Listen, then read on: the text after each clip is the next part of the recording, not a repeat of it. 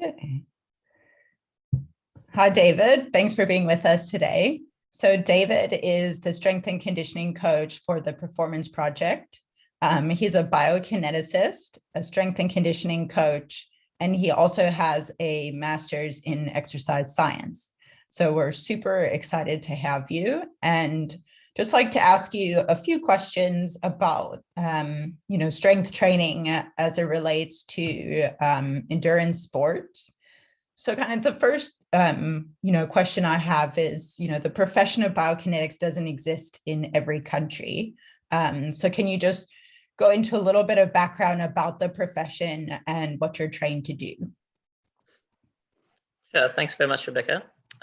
Essentially, biokinetics is a similar profession to that of a clinical exercise physiologist, with a little bit more focus on exercise prescription.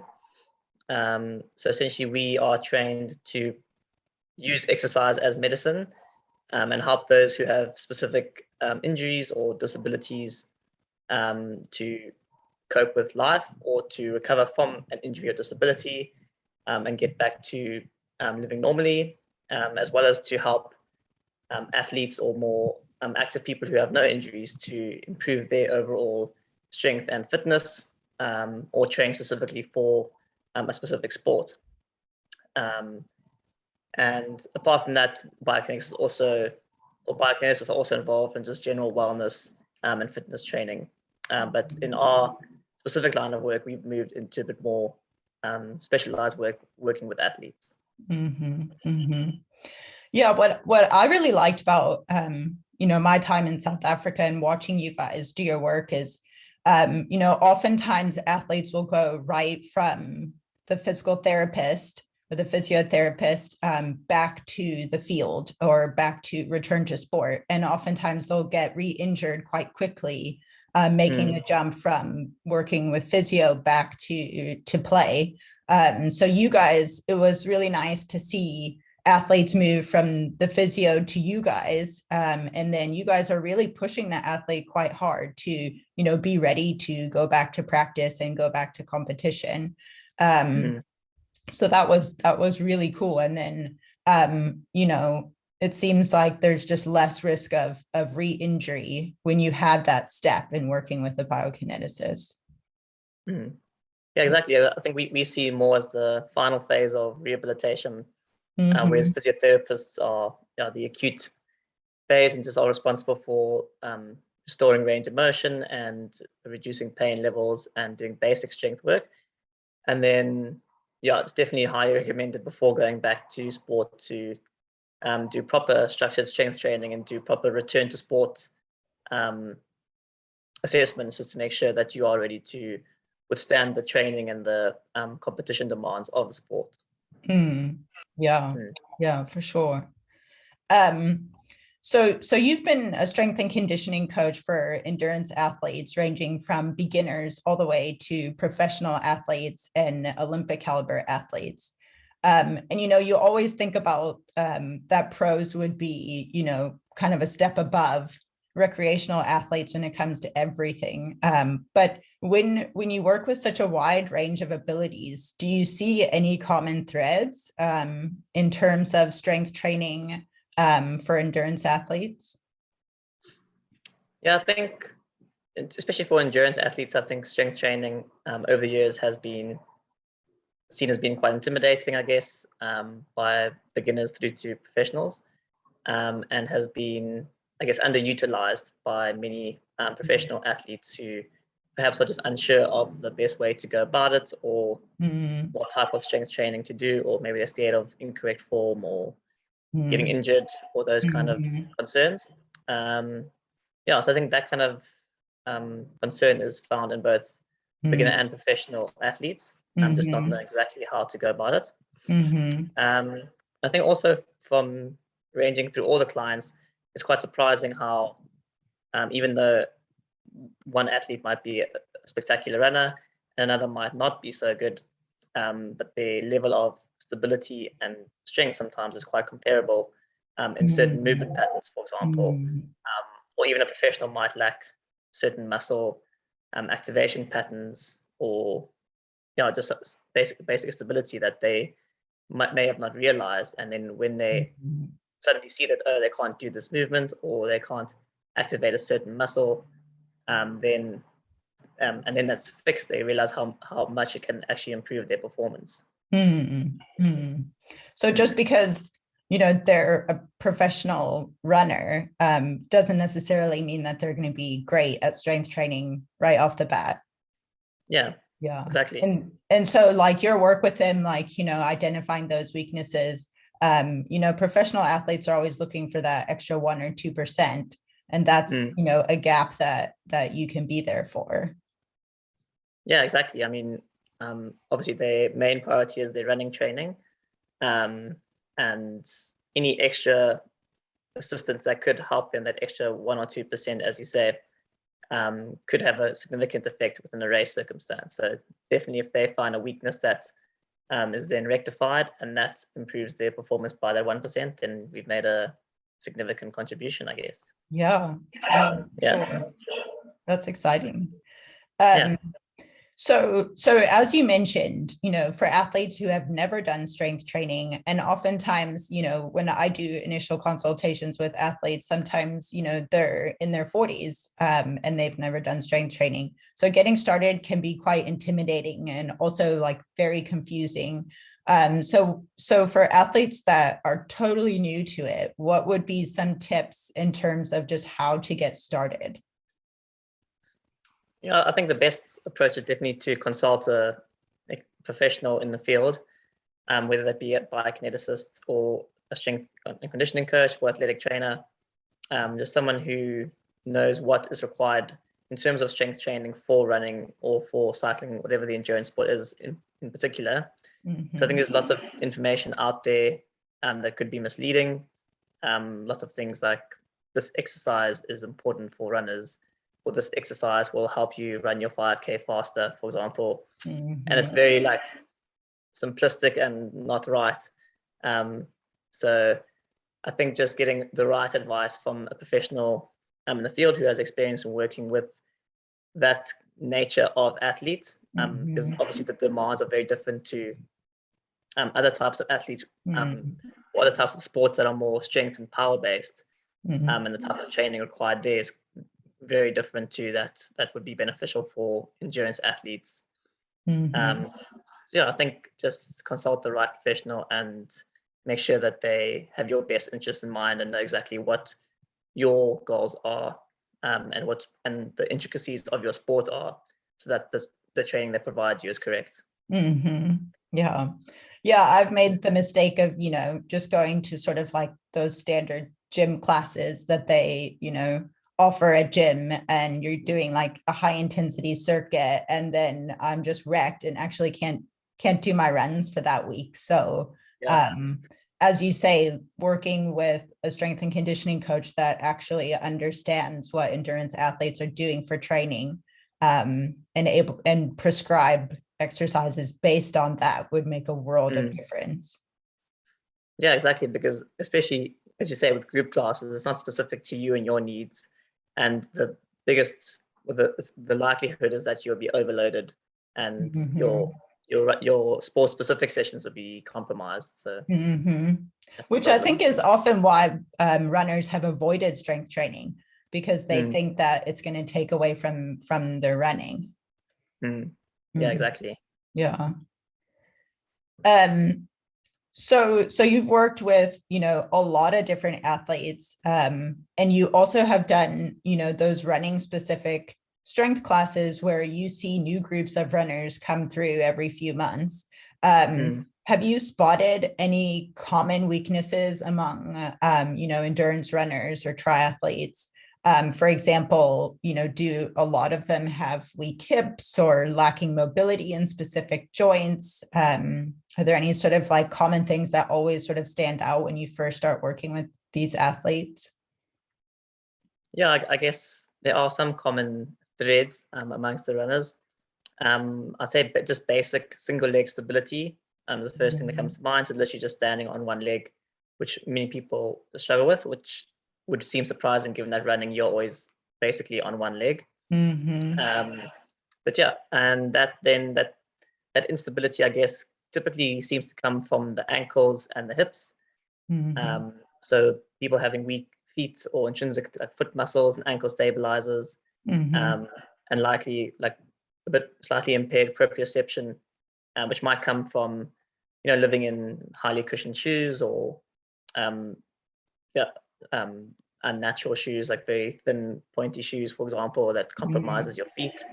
So that's one aspect. And then moving upstream to the hips, as is often mentioned, lots of runners have weak hips, especially the glutes, which are underactive or are weak, and they're very much responsible for stabilizing at the hip and ensuring that you have good alignment between your ankle, knee, and hip whenever you land and then push off. And these weaknesses then can have significant effects on the knee, because obviously the knee then lies in between the ankle and the hip. So instabilities in one of those joints then can lead to deviations in the knee with every stride that over time then can lead to injury. And I think lots of runners also have very limited range of motion in their hip, especially their hip extension, quite tight within the front of the hips, like the quads and the hip flexors are typically overactive, overutilized, and their movement patterns are largely quad dominant, and which means that their hip extension is quite compromised, like their range of motion and the glutes and the glute and hamstring activation of strength is also a bit weaker than would be ideal. It seems that those muscles should be your primary drivers, especially for running. So do you sometimes have to work on range of motion before you can work on strength? Yeah, definitely. It's because obviously you want to strengthen through the range of motion that is necessary within that sport. And if that range of motion isn't already there, then you need to first open it up and then strengthen the structures that will work through that range. But I guess you can always incorporate both aspects within the training. So we typically will start off all our sessions with the dedicated mobility work, just to open up the ranges of motion that you want to be exploring or using. And then once you've done the mobility work, opened up the range of motion, the hips, the ankles, then you would then load that range of motion that you have now opened up. And then by doing that, you then gain both mobility and stability within that range of motion. Yeah, I love your mobility warm-ups for your strength sessions. Like, I feel so good. And it only takes like 5 or 10 minutes, but I can't believe the difference. And I used to start, my strength exercises without actually doing that mobility, and it makes a huge difference. Yeah, I think it's often seen as the airy-fairy stuff at the start of a session that you can just skip over. But yeah, it makes a considerable difference, because coming from like sitting down the whole day, whatever you've been doing, and then suddenly loading your joints, it's a bit risky, and you won't get the full benefit compared to if you actually open up everything, make sure everything's supple before loading it. Exactly. Yeah. So fitting in strength training on top of all the other training can be really challenging, particularly for, those athletes who are working professionals and they have families. So how much time do athletes need to dedicate to strength training? And does it differ depending on the athlete? Or, I think oftentimes that can be intimidating too, because people are like, oh, already I'm having a hard time fitting in my run. So how can I fit in strength training as well? I'd say that any dose of strength training will make a difference. So obviously it will depend based on your schedule and your time commitments. But we typically recommend around about 2 sessions a week. And that can be between 45 minutes to an hour. If you have limited time, you can probably, and you are able to work quite quickly, you can probably fit that in between 30 and 45 minutes. Again, something is better than nothing. And just focusing on the key exercises that are most specific or beneficial for you, and making sure you get that done within your, say, 30 minutes twice a week or 3 times a week, can be more feasible than fitting in, say, 1 or 2 longer sessions of an hour and a quarter. And yeah, in terms of differences between runners, I'll say that's definitely true. Some runners seem to like hardly ever do strength training and never get injured, and they just have great genes or biomechanics, and they can put together lots of big weeks and never get injured. And other runners are highly prone to injury, and I'd say those runners who are more susceptible to injury, who keep getting re-injured, they're more likely to benefit the most from more strength training, possibly 2 to 3 sessions a week. And then those who are less likely to get injured, maybe 1 session a week or up to 2 during different phases of their season as well. So for the runners who like to run, six days per week, for example, and they're going to have to do both a run and a strength session in the same day, what's your recommendation in terms of the order that you should do it and the time spacing between those sessions? I'd say definitely aim to perform the running session first, like in the morning, and then the strength session later in the day. The research suggests that you should have ideally at least 6 hours of recovery between those 2 sessions. At a minimum 4 hours, just to minimize that interference effect between the endurance and the strength adaptations. So yeah, ideally like a early morning and then a late afternoon gym session. So I forgot the rest of the question. I think that was it. But what about like intervals? So if you're doing an interval, you need to do, let's say, like you do 1 hard interval session during the week for running. Do you want that to be as far away as possible from the strength sessions? Yes, I'd say that's definitely true. Let's say you have a strength session on a Monday, then you will be slightly compromised in performing any interval or quality session probably for the next day or 2. So I'd say you'd want to then have your interval session on a Thursday, perhaps. So the planning or the structuring of your training should definitely then take into account that quality sessions should be distanced from your strength training sessions. And what's so nice about working with you and getting someone to do a custom strength program is that you can design the program around, let's say, most runners do their long runs on the weekends, and then like the first strength session of the week, you have already taken that into like consideration. So the session would be customized around what you're doing in the running, which I've found to be really nice. Yeah, exactly. You want your strength training to complement your running training as much as possible. And so the type of loading, like the heavy strength training, for example, should come during a period of your running training that is not too high volume and not too demanding.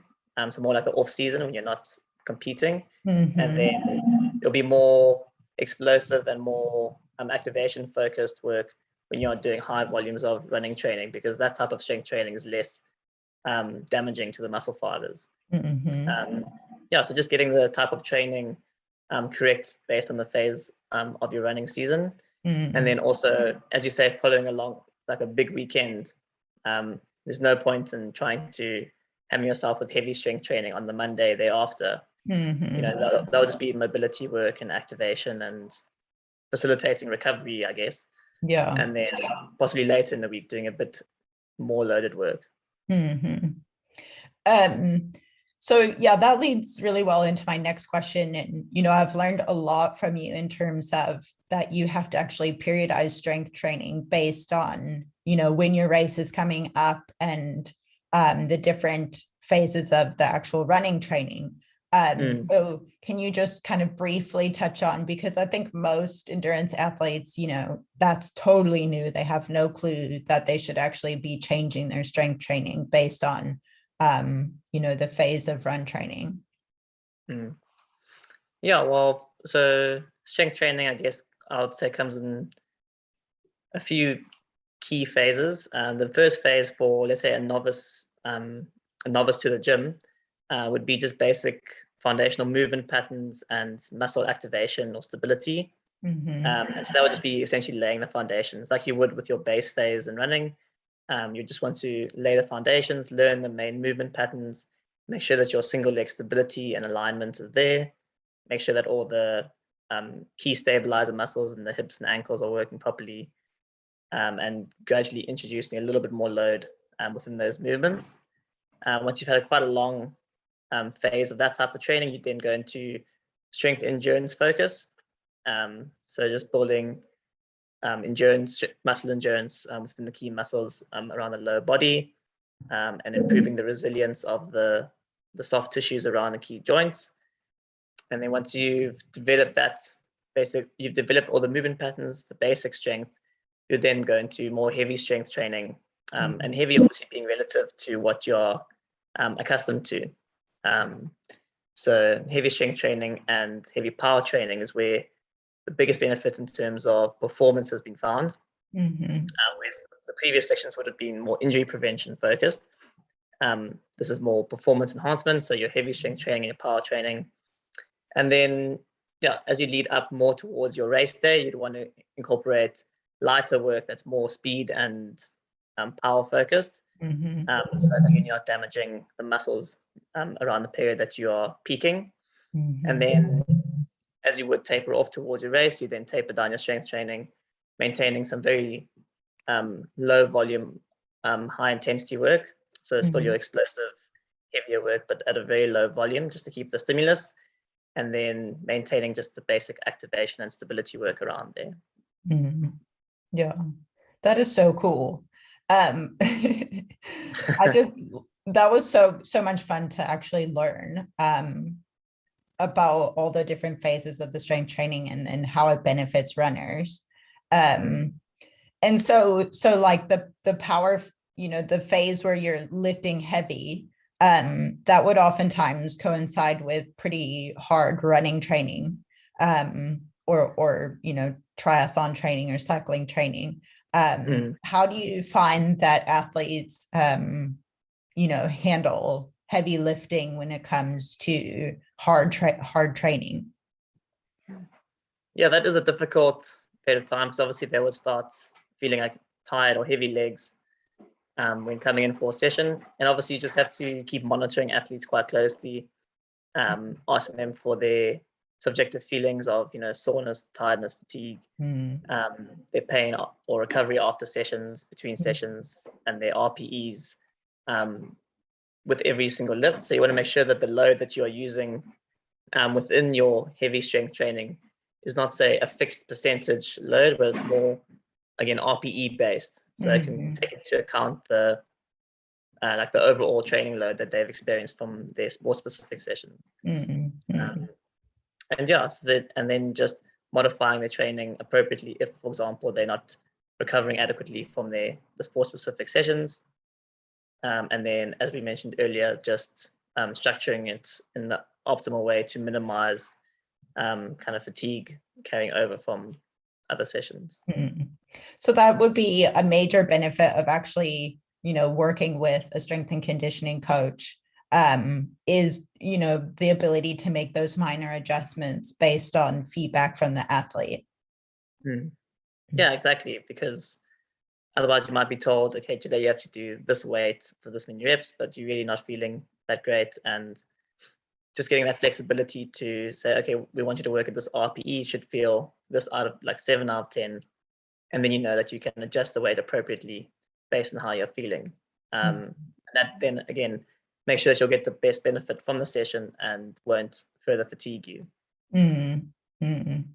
So, we've discussed some of the benefits of having a strength and conditioning coach as an endurance athlete, but just based on your experience, what would be some other key benefits of working with an SNC coach?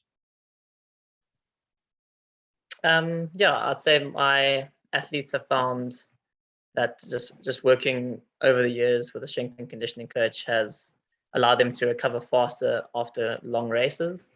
So whereas it might have taken them a couple of weeks to bounce Mhm. back after a long race previously, now they're able to get back into training, get back into the gym even like a week after the race, once they've, I guess, mentally recovered from the race. Mhm.